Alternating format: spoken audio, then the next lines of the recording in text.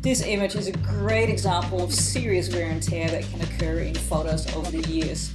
And it was brought in by one of the user group members as part of the Rejuvenating Old Photos and Documents themed meetings. And we would like to thank her for allowing us to use this image to showcase one of the retouching techniques we reviewed during that particular meeting. It's an image that would take a considerable amount of time and care to get fully retouched, and it's equally an example of an image where a large range of retouching techniques and tools will be used. You'll probably find yourself working with tools such as the spot healing brush, the healing brush, the patch tool, and a whole number of other tools. In this video, however, we'll be focusing on a technique used to fix the eyes and the mouth, and we'll be working with the clone stamp tool and the clone source panel to fix these. Let's get started. First, we'll create a copy of the background by selecting it in the Layers panel and pressing Command J on the Mac or Control J on Windows. Let's rename this layer. Edit copy. Next, we'll add a blank layer above this by Option on the Mac or Alt clicking on the New Layer button. Let's name this layer Cloning. Before we start using the Clone Stamp tool, let's zoom in to the image so we can really focus on the eyes and the mouth a little bit more. Press Command plus on Mac or Control plus on Windows. Time to start the job.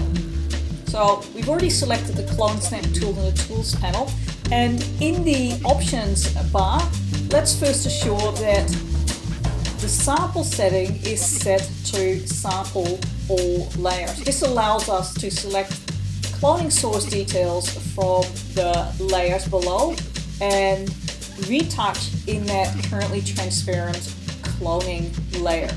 Also, we'll click on the Clone Source panel button in the Options bar to display the, as it says, Clone Source panel. This panel allows us to control up to 5 clone sources and change the way in which the Clone Stamp tool clones.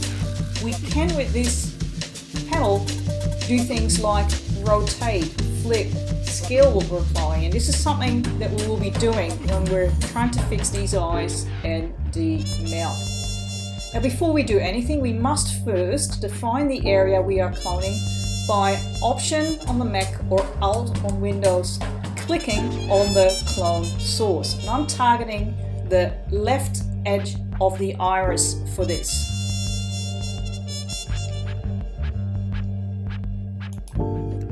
One of the things that you will see, and we've got the Clone Source panel open, is we can immediately see that we've got a large brush size selected, 500 pixels, and we also see an overlay of what we will be cloning when we start painting with the Clone Stamp tool.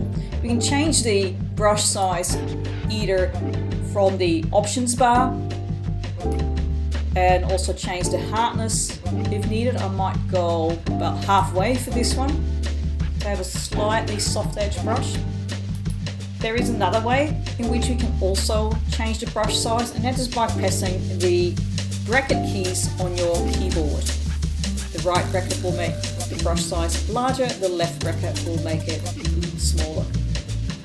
Now, what I would like to do is pick up kind of the left half of her left eye and flip that and paint that over the missing right part. That's all good. We've already got the source selected, but what I really want to do is flip this horizontally, and this is where the Clone Source panel comes in handy. We'll click the Flip Horizontal button, and you can immediately see that if I move my cursor back into the image area, that because the Show Overlay option in the Clone Source panel is enabled, we can actually continue to see what we will be cloning. Now this is not quite a correct fit.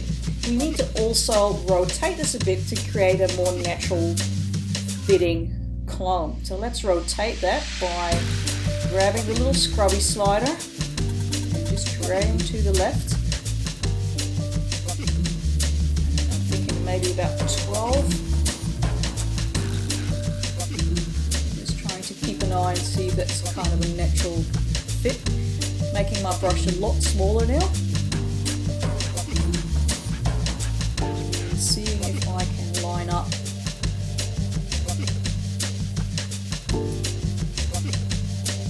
and paint in that missing eye. So that's a good example of how we could do that. When you work on the mouth, let's have a look at a similar technique. I'll go and select a second clone source, and once again, Option or Alt, click on the source I want to clone, which is going to be the corner of her mouth. Make the brush a lot bigger, and we'll flip that again, and we can see that that is not really fitting with that top right corner of the mouth. We need to rotate it a fair bit, just like we did before.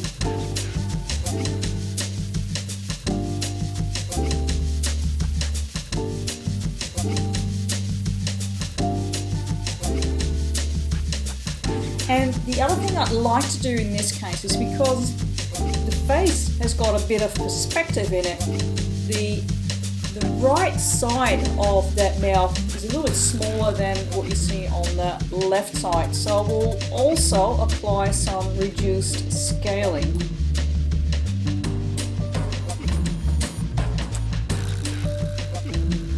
Oops, I accidentally unclicked the mirroring. A little bit more.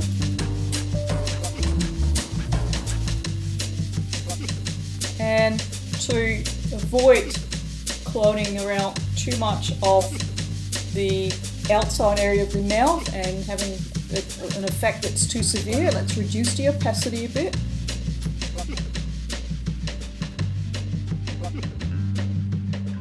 Make the brush a lot smaller again.